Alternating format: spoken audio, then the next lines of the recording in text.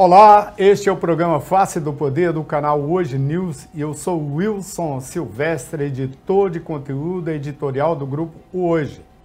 Ao meu lado, o companheiro de bancada, jornalista Marcelo Mariano, repórter de política do jornal Hoje. Nosso entrevistado desta quinta-feira, 17 de fevereiro de 2022, é o governador de São Paulo e presidenciável do PSDB, João Dória. Empresário, político e homem de comunicação, Dória é um colecionador de vitórias como empreendedor e também na arena política. Eleito governador de São Paulo em 2018 com quase 11 milhões de votos, agora encara um de seus maiores desafios, aglutinar forças para vencer a corrida rumo ao Palácio da Alvorada. Em seu caminho, vários pré-candidatos de centro-direita e uma persistente polarização entre o ex-presidente Luiz Inácio Lula da Silva, PT, e o presidente Jair Bolsonaro, PL. Esse será seu maior desafio político. Seja bem-vindo, governador João Dória. Silvestre, muito obrigado. Marcelo, muito obrigado também. Obrigado a vocês. Obrigado à equipe técnica do Hoje News e a todos que nos acompanham nesse momento. Muita disposição aqui de conversar com vocês. Ok. Bom, governador, o senhor é um empresário que soube construir um discurso convincente às massas, estruturado no eixo do enxugamento da máquina pública e melhor eficiência na prestação de serviço aos cidadãos, principalmente os mais carentes. Esta fórmula pode ser ampliada para outras regiões do país? Silvestre, pode. Todo bom exemplo é uma referência, e uma referência sempre convence.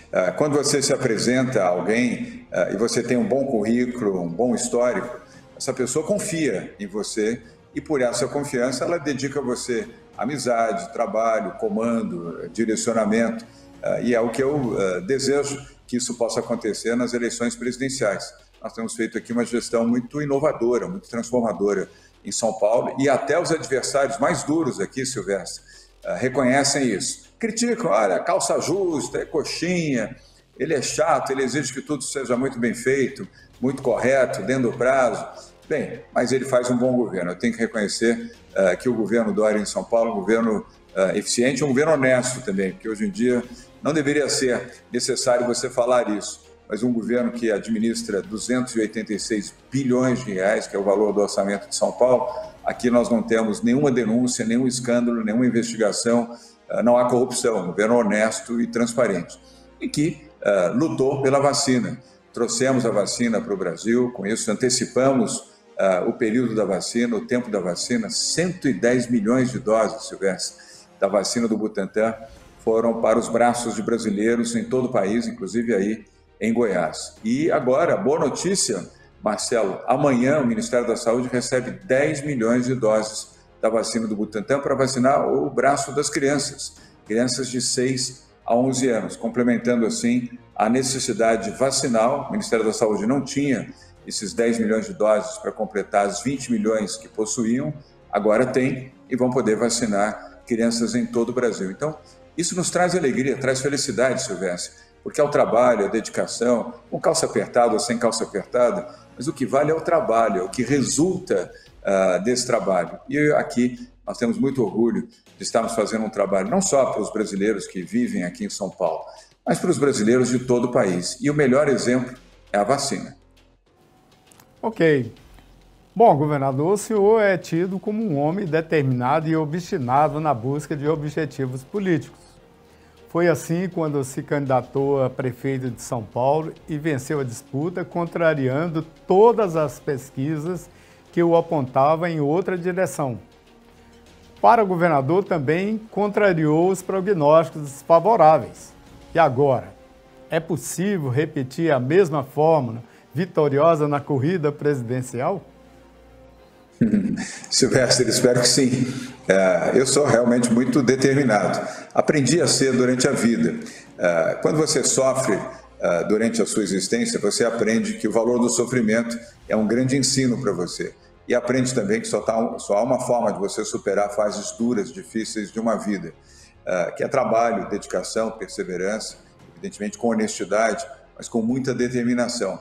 Eu passei uma fase duríssima da minha vida no exílio do meu pai. Meu pai foi caçado pelo golpe militar de 64, foi para o exílio, ficou 10 anos longe do Brasil, e eu fiquei aqui com a minha mãe em situação de dificuldade, porque perdemos o nosso pai por esse período, perdemos o provedor da família.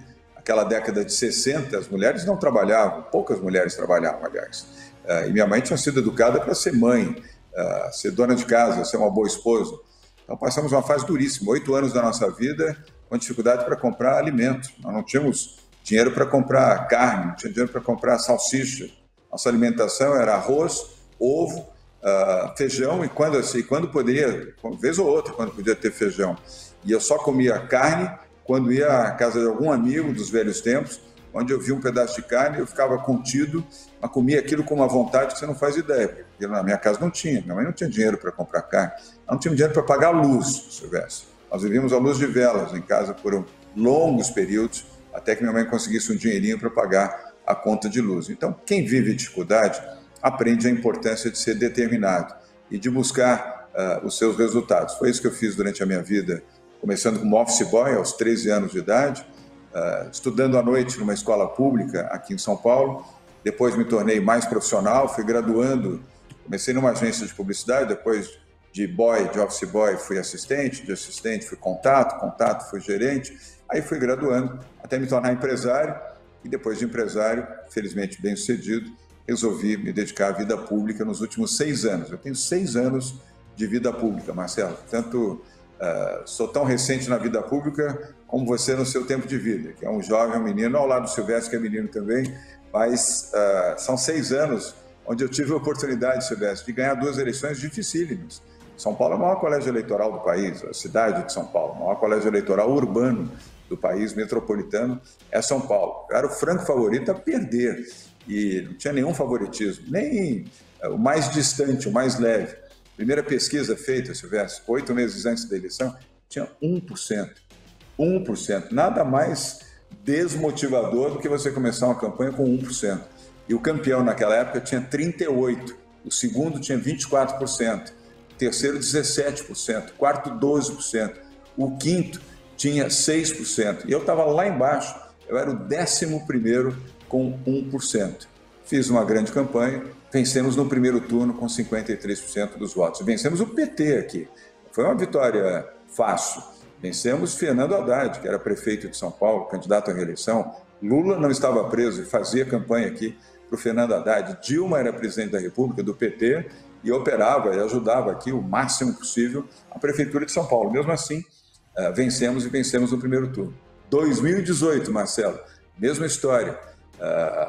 Ninguém acreditava que eu pudesse vencer para o governo do Estado de São Paulo. Ninguém, mas ninguém. Para não dizer ninguém, minha família, alguns amigos, alguns apoiadores e outros até desconfiados. Ajudavam, mas desconfiados que não ia dar certo. E vencemos as eleições em 2018, também eleições difíceis. Eram bons os candidatos que disputavam aqui em São Paulo, que é o maior colégio eleitoral do país. Então isso me anima e me deixa também com um bom otimismo, Silvestre, de que é possível, somando forças, evidentemente, não há vitória individual, isso não existe. Somando forças com outros partidos, com outros candidatos que queiram também trafegar por essa linha do centro democrático liberal para ajudar o Brasil a não ter as 2 opções que hoje estão consignadas, estão mais fortalecidas. A esquerda com Lula e a direita com Bolsonaro. Aliás, a extrema esquerda com Lula e a extrema direita com Bolsonaro. Como nós temos 8 meses pela frente,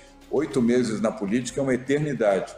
Então, tempo suficiente para um bom diálogo, humildade, trabalho, dedicação, se apresentar às eleitoras e aos eleitores, somar forças e lá à frente podemos ser não apenas a terceira via, mas construirmos a melhor via, Silvestre.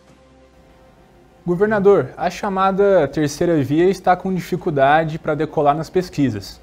Quando foi candidato a prefeito de São Paulo, o senhor teve uma ascensão meteórica nas intenções de voto. Certamente o senhor acredita que ainda há tempo para unir forças em torno de um nome competitivo para romper a polarização entre Lula e Bolsonaro. Mas especificamente, qual vai ser a sua estratégia daqui para frente? Marcelo, primeiro falar a verdade, depois apresentar o que fizemos aqui em São Paulo.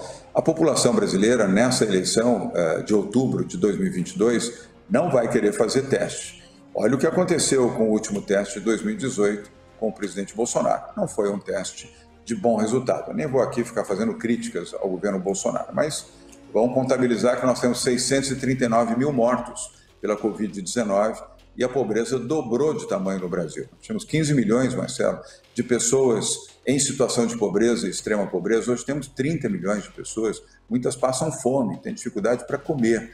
Muitas vivem hoje nas ruas em Goiás, em São Paulo, na Bahia, no Norte, no Centro-Oeste, Sul, Sudeste. O Brasil se tornou um país povoado por pessoas que perderam o seu emprego, perderam a sua renda e se tornaram desesperadamente pessoas vulneráveis no Brasil. As pessoas não esquecem disso. Ninguém esquece que perdeu um amigo, ou um parente, ou um colega de trabalho pela Covid, quando ele poderia estar vivo se tivesse tomado vacinas e se as vacinas tivessem chegado em tempo. Então, eu confio que a população brasileira desejará ter um sinal seguro para a sua gestão, a gestão do país. Seguro de alguém que conhece a administração pública. Seguro de alguém que é honesto e sabe respeitar o dinheiro público. E seguro por alguém que tenha compaixão e capacidade de sensibilidade de olhar e trabalhar prioritariamente para os mais pobres e os mais vulneráveis. E com isso, estimular a geração de empregos com investimentos nacionais e internacionais, com programas liberais, transformadores, que geram empregos. Vou dar exemplos rápidos aqui do que está acontecendo em São Paulo. Hoje, sabe quantas obras nós temos em São Paulo, obras públicas, Marcelo? 8 mil obras, Silvestre. 8 mil obras. 53 bilhões de reais em 53 bilhões de reais em 8 mil obras com 200 mil trabalhadores. Estou falando aqui só das obras públicas, de rodovias, ferrovias, metroviário, obras de saneamento, obras em portos, em aeroportos e infraestrutura das cidades e também na proteção ambiental, segurança pública, cultura e a chamada proteção social. E por que temos um recurso tão grande? Porque fizemos a reforma administrativa, a reforma fiscal e a reforma previdenciária. Não é fácil fazer tudo isso, mas você precisa ter liderança, precisa ter diálogo, precisa levar adiante, precisa ter aprovação da Assembleia Legislativa, e nós conseguimos, e atraímos também 215 bilhões de reais de investimentos privados, investimentos diretos, que não dependem de nenhuma contrapartida pública. São investimentos na bacia de óleo e gás, aqui em Santos, na Baixada Santista, fábricas de papel e celulose, fábricas de cerveja, fábricas de alimentos, fábricas de produtos de higiene e limpeza, fábricas de tecnologia, ampliação do setor de serviços da economia criativa. Isso proporcionou mais geração de empregos. E, além disso, um governo desestatizante. Marcelo, nós somos 13 vezes a Bolsa de Valores aqui em São Paulo. O governo federal, que se dizia desestatizante liberal, foi 3 vezes. São Paulo foi 13 vezes. E com isso, nós colocamos mais 65 bilhões de reais em investimentos em PPPs, em concessões e privatizações. O resultado, São Paulo, Silvestre, é o estado que cresceu 5 vezes mais do que o Brasil. Os dados são do Banco Central do Brasil. E a liderança aqui em São Paulo foi do Henrique Meirelles, nosso secretário da Fazenda e ex-ministro da Fazenda. 5 vezes mais do que o Brasil. O Brasil cresceu 1,3%, São Paulo cresceu 8% nesses 3 anos, 2019, 2020 e 2021. Geramos 2,5 milhões de novos empregos em 3 anos, 38% de todos os empregos gerados no Brasil. Ora, fizemos isso aqui. Aqui é um território brasileiro, um território de todos os brasileiros. A maior colônia de goianos fora de Goiás está aqui em São Paulo, de baianos como eu, fora da Bahia, está aqui em São Paulo. E por aí vai. Aqui deu certo, por quê? Boa gestão, boa equipe, transparência, foco e eficiência. Ora, vamos levar essa mesma fórmula para ajudar o Brasil, ajudar o povo brasileiro, ajudar a criar empregos, resgatar a esperança dos brasileiros em relação ao seu presente, principalmente ao seu futuro, e resgatar o orgulho também, que, Marcelo, lamentavelmente, nós perdemos. O orgulho que já tivemos de sermos brasileiros, nós perdemos diante desse desastre que está acontecendo no Brasil no momento. É possível recuperar, o Brasil tem jeito, Silvestre. Agora, governador, ainda sobre pesquisas, Sérgio Moro escolheu como alvo Bolsonaro e Lula. Na mesma linha segue Ciro Gomes, atirando em diferentes direções. Mas Bolsonaro é o alvo comum de todos eles. Qual é, afinal, o seu alvo? Meu alvo é o Brasil, é reconstruir o Brasil, pacificar o país, pacificar as relações políticas e ajudar o Brasil e os brasileiros. Não será no conflito que nós vamos resgatar o Brasil. Na verdade, evidentemente que a verdade dói, mas para isso nós temos a eleição, temos o debate, os debates na televisão, no rádio, em instituições, tem a campanha política. Falar a verdade, mas focar no Brasil, Marcelo, pacificar o país, ter propostas para gerar empregos, gerar oportunidade, gerar riqueza, proteger o meio ambiente, dar uma atmosfera segura para os investidores, os médios e grandes investidores, e dar esperança para aquelas pessoas que ou perderam seus empregos ou diminuíram a sua renda depois dessa triste pandemia que ainda não acabou. Então, o nosso foco não é brigar nem com A nem com B, é trabalhar pelo Brasil. O senhor há pouco mencionou parcerias administrativas e privatizações. O senhor tem mantido conversa com outras legendas, entre elas o Podemos, MDB e até o União Brasil. Mas as tratativas sempre esbarram nas questões regionais. O senhor abriria mão de ser cabeça de chapa em torno de um outro nome, numa formação de alianças, por exemplo? Nós temos que ter dignidade, humildade e capacidade de diálogo, Silvestre. Se nós não tivermos isso, nós não vamos cristalizar a melhor via. A melhor via, a chamada terceira via, ela só se cristaliza, só se materializa, ela só será possível se nós somarmos forças. Individualmente, separadamente, nós não venceremos. Nós vamos entregar a eleição para um pesadelo de Lula ou Bolsonaro. Imagina você chegar em outubro, 2 de outubro deste ano, e só ter duas opções. Ou vota no psicopata ou vota no ladrão. Eu acho que existem outras opções. Estou sendo aqui um pouco duro, mas falando a verdade, nós temos que ter uma outra opção. Essa outra opção só será viável se nós tivermos discernimento, capacidade de dialogar, humildade, para encontrar o melhor nome, que seja aquele que tenha maior competitividade para fazer esse enfrentamento. E tenho sim dialogado com o Podemos, do ex-ministro Sérgio Moro, com o Cidadania, do deputado Roberto Freire, com o MDB, do deputado Baleia Rossi, com o União Brasil, do Luciano Bivar, que são partidos que estão dialogando, estão comungando do mesmo objetivo, que é proteger os brasileiros, colocar o Brasil num outro patamar de esperança e defender a liberdade, a democracia, o emprego e o resgate daquilo que nós perdemos ao longo desses 3 anos. Então, o diálogo vai continuar. E eu tenho esperança, sim, Silvestre, que nós vamos ter uma resultante desse diálogo, talvez não de curtíssimo prazo, mas até a metade deste ano, de maneira que esse nome possa estar cristalizado. Eu não tenho projeto pessoal, meu projeto não é sequer o projeto do partido, do PSDB, porque o PSDB entende que o Brasil está adiante, está à frente do interesse partidário, mas saber construir isso para fortalecer a decisão política, fortalecendo bancadas, mas fazendo a escolha correta para a presidência da República. Numa de suas respostas, há pouco o senhor mencionou, falando sobre pandemia, o senhor mencionou o esforço que o senhor fez tremendo, enfrentou uma adversidade muito grande para defendendo a vacinação. Na sua percepção, temas como pandemia, corrupção e inflação vão dominar o debate político aí nessa disputa eleitoral de 2022, principalmente na corrida ao Palácio do Planalto? Silvestre, sinceramente, não.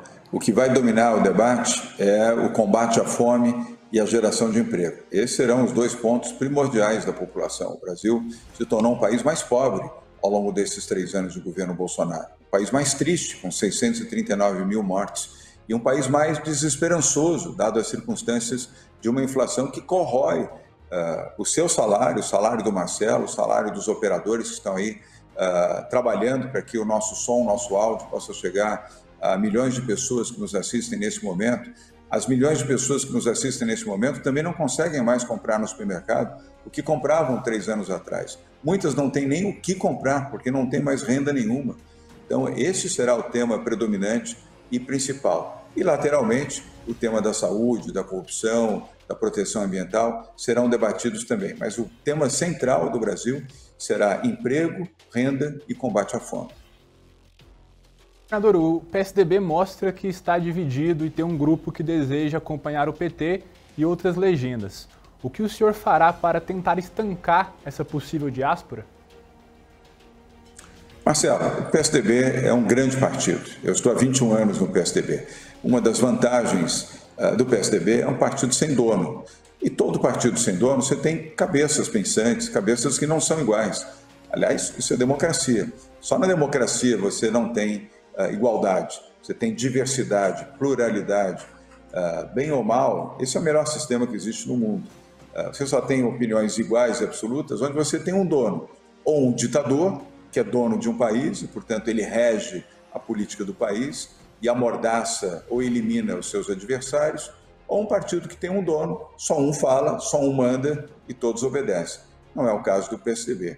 Isso já aconteceu em outras eleições, aconteceu em 2018, 2016, 2014, 2012, 2010, 2008. Ao longo desses 33 anos de PSDB, dos quais 21 eu faço parte dele, já aconteceu outras vezes. E o PSDB avançou e conseguiu as suas conquistas, e lembrando que fizemos aqui o melhor presidente da República que o Brasil já teve numa fase contemporânea, que foi o presidente Fernando Henrique Cardoso. Sem deixar de fazer o registro a 2 grandes presidentes, Juscelino Kubitschek e Michel Temer, que apesar do curto período, foi um bom presidente do Brasil.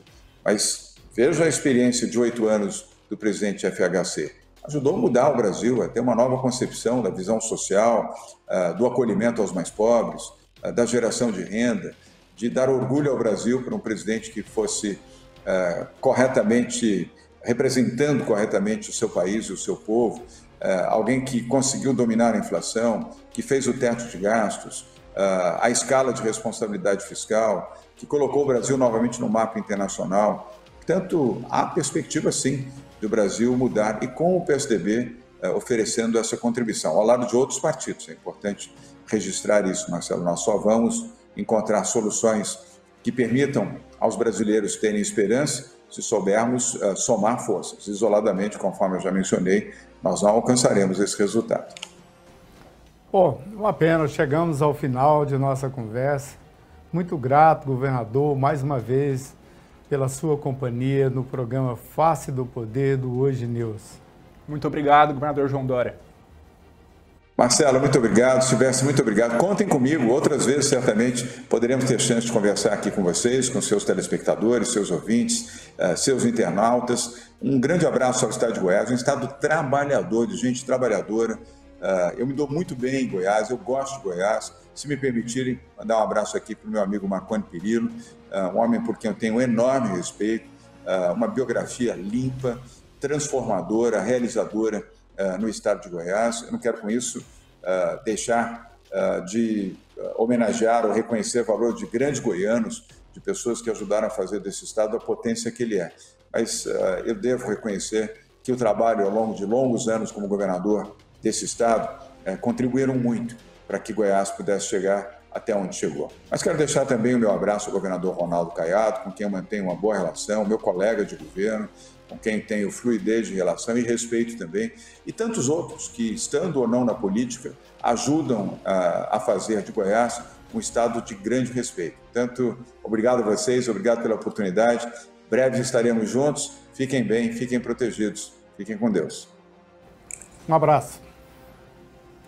Bom, obrigado pela sua companhia e não se esqueça de deixar seu gostei ou não gostei.